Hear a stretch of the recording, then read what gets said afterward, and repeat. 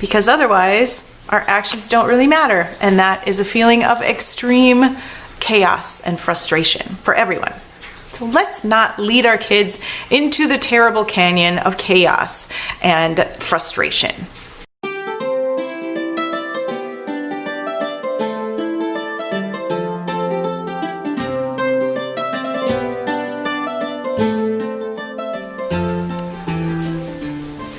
It's Christy with the Chirp YouTube channel. Today we are here to talk about autism and the insistence on sameness.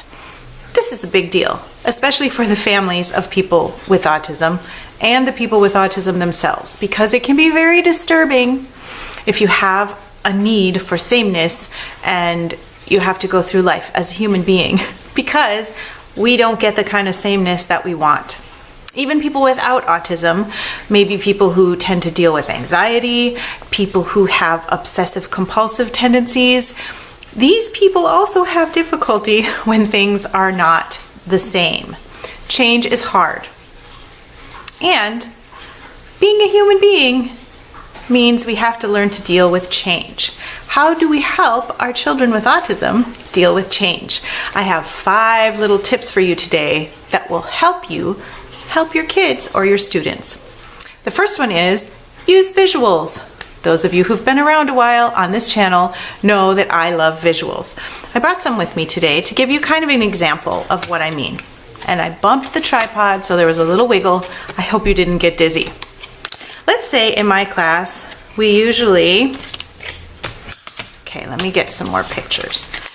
In my class we usually play, and then I don't have all the pictures from my classroom with me today, but I have some. We usually play, and then we have story, and then we do art. So this is kind of the order of things in my classroom. Let's say that I have one little guy who is working on adapting to changes in routine. We want those kids to be happy, to have a good time. That's why we want to have a consistent schedule. But sometimes something comes up and the schedule is going to be different. If that's the case, then we need to tell the kids that it's going to be different. For example, perhaps we need to insert washing our hands more often into our schedule because of COVID or flu season. So I'm going to insert a washing the hands in between all of these. I only have one with me today, but I'm going to insert it between play and story, and then I'm going to insert it also between story and art. So now the schedule is different, and that might be frustrating because our kid is used to putting away toys and sitting down immediately at the table. And now that's not going to happen because we have to wash our hands. So what we do is we change the visual schedule that's in the classroom. Not only that, but we draw the kids' attention to that as soon as they come in the door. Don't forget, I just thought of the name for this imaginary kid as Gerald. That sounds like an old man's name, but it's kind of cute. So we're just going to go with that. Gerald, look at this. Normally we do play and then story, but today, first play, wash hands, then story, and then you might want to say wash hands again and then art, but we'll just leave that part off because it gets too long for the purposes of this video. First play, then wash hands, then story. You're going to want to remind the kid of this change 10 times while we're doing play. Don't forget, next is wash hands. Don't forget, first play, then wash hands, then story. Don't forget, play first, wash hands, then story. It will become tiring to you and probably to anyone else in your classroom, but it will help the brain of that rigid child who really loves routine. It will help little Gerald to get used to the idea that the schedule is going to be different. Keep reminding him, keep pointing to the visuals and demonstrating the fact that today's going to be a little different. Don't act stressed about it. Just keep reminding him. And hopefully there won't be any behavior difficulties or emotional outbursts because the schedule has changed, because you mentioned it in advance. Visuals are very helpful. If your day at home, you usually have a child who's very resistant to the day being any different from the normal routine, it's a great idea to have a visual schedule. It doesn't have to be as detailed as this. Maybe you just, in the morning, it's get dressed, breakfast, play, and then it's lunch, play, clean up, wash hands, dinner. It doesn't have to be super complex, but on those days where you're going to go to Target, or maybe some days the child has a preschool class and other days not, then it's a good idea to have visual schedules so that you can tell the child in the morning, here's what the day looks like. Just imagine if you woke up every morning and you didn't know what your day would entail. Wouldn't that be a bit stressful for you? It would for me. I get to plan my own days for the most part, and I find that helpful in managing myself. I know how much energy, emotional energy and physical energy, each task is going to take, and I can balance my day so that I have some time alone in the morning if I'm going to have some time with people in the afternoon. I'm fortunate because I work for myself at home, so it's easier than if I were in a workplace where I didn't really know what to expect. For the most part, adults can manage their days more than kids can. And especially for our kids who have autism or who are a little more anxious, it really helps them to feel like they know what's coming. And on those days where Target is on the schedule, instead of play in the afternoon, we put the picture of Target. And in the morning, we tell our kids, after lunch, Target. And we remind them throughout the day, after lunch, Target. That can be very helpful for our kids. My second tip is support the change with sensory experiences, with comfort, with rewards. Support with positive reinforcement. So not just reinforcement as in, yay, you did a good job, you get a sucker. That's not so helpful, but make sure that the child has what he needs to be able to survive the change. So if we're going to Target instead of playing in the afternoon, then maybe in the car, Gerald gets a heavy blanket that helps him to feel really calm. Maybe he gets to play with a spinning toy that spins up really close to his eyes because that helps him to feel calm. There are all sorts of sensory experiences that can help our kids calm down when their anxiety starts to rise a little bit. I have a lot of videos on sensory supports, and I will put a link right there to my sensory playlist. Take a look. There's a lot to digest in there. You can sort of analyze your own kid and get to know which sensory experiences are going to help him or her calm down and which are going to be a little more alerting, which in this case we probably don't want because we're trying to get the brain to simmer down and not be so anxious. We do also want to reward a good response when possible so that the child has an idea in the back of his brain that the next time something changes, it wasn't the end of the world and something good happened. I'm not saying buy your kids treats every time they're good. I'm not a fan of that. But what I am saying is if you go to Target and that's something that's a little hard for your child, then you do something fun while you're there maybe. Or maybe afterwards you stop by the park and you play at the park for a little bit because your kid really likes that. Try to pair up something difficult with something that's fun and rewarding. Not just treats. Don't buy your kid something every time you go to the store. Don't always get donuts on the way home.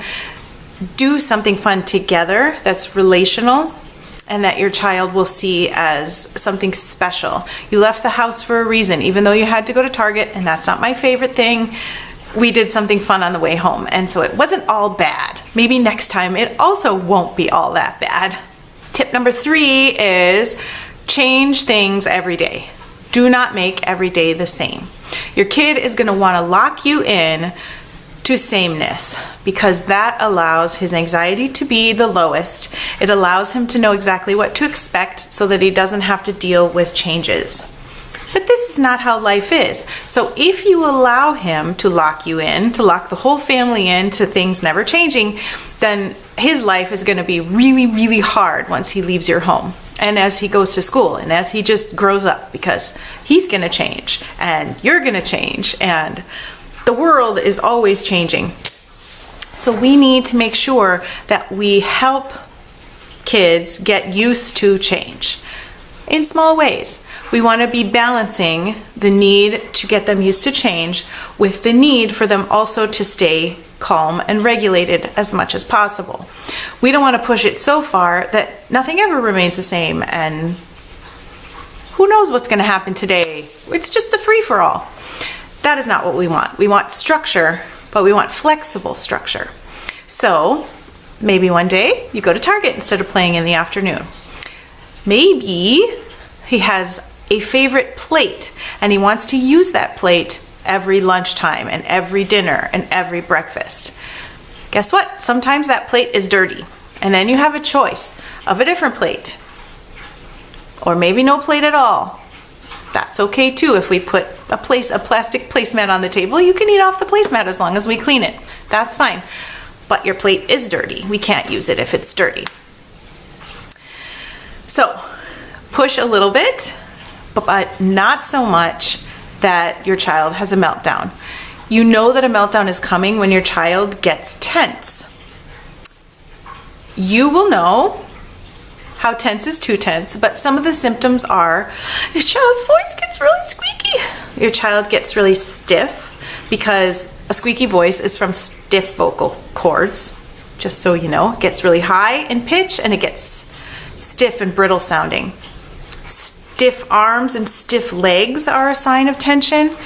Clenched teeth, balled up fists. These kind of physical signs are signs that your child is ramping up to a meltdown. And we really do want to prevent meltdowns as much as possible because they're not good for relationships. They're not good for the kid. They're not good for us. Everyone gets frustrated.